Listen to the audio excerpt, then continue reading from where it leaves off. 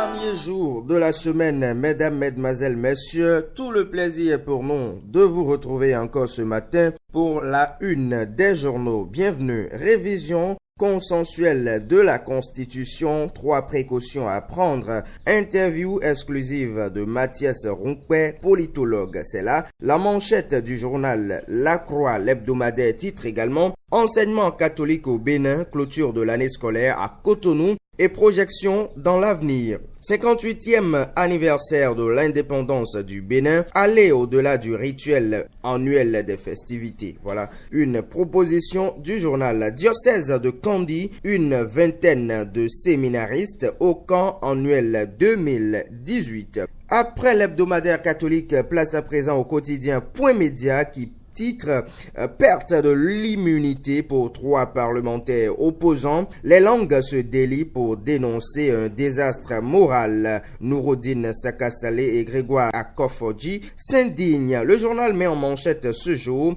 levée d'immunité de certains députés. La réaction de maître Adrien Rombedji qui explique tout.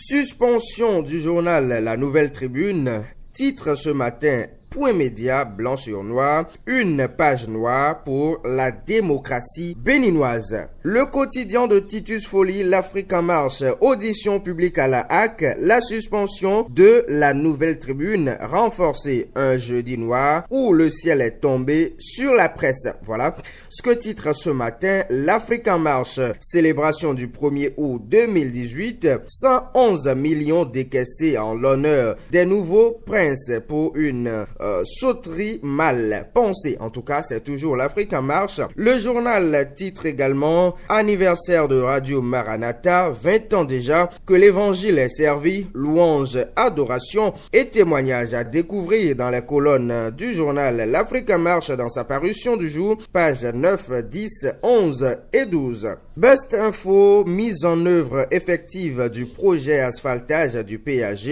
Cotonou, Abomey-Calavi et Parakou retrouvent bientôt leur statut de ville phare du Bénin sous talon dans le cadre de l'organisation imminente de l'Assemblée Générale Ordinaire du CNPA Bénin. Les patrons de presse invités à se mettre à jour par rapport aux cotisations annuelles. Voilà, c'était Best Info. Le journal de Félix Sondé Pépéripé, il s'agit bien sûr du quotidien Le Confrère de la matinée, rencontre internationale sur la décennie des personnes d'ascendance africaine, 8 villes et 12 régions du Bénin à l'honneur, un soutien au développement touristique et économique complémentaire au péage.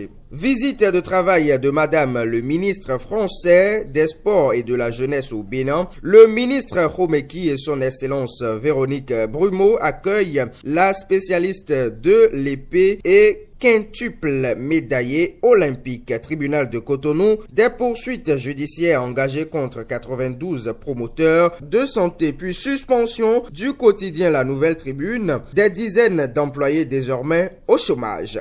Le Nouvel Observateur, tribune de Grégoire Akofodji à propos de la levée d'immunité parlementaire de certains députés. Le BMP a donné au pouvoir les moyens de réduire l'opposition à sa portion congrue. C'est son avis. Après l'interdiction d'exercice en privé, le Conseil de l'ordre des médecins en position de bataille contre l'illégalité. Suspension du quotidien La Nouvelle Tribune en papier qu'en ligne. Un nouveau coup régressif à la liberté de presse au Bénin. C'était le Nouvel Observateur. La dépêche titre dossier central électrique de Maria Gleta, ceux qui avaient l'affaire en main. Levée d'immunité parlementaire de 3 députés de l'opposition. Pari perdu pour Nouroudine Sakasalé. La nuit est tombée sur le Parlement, se désole Grégoire Akofodji.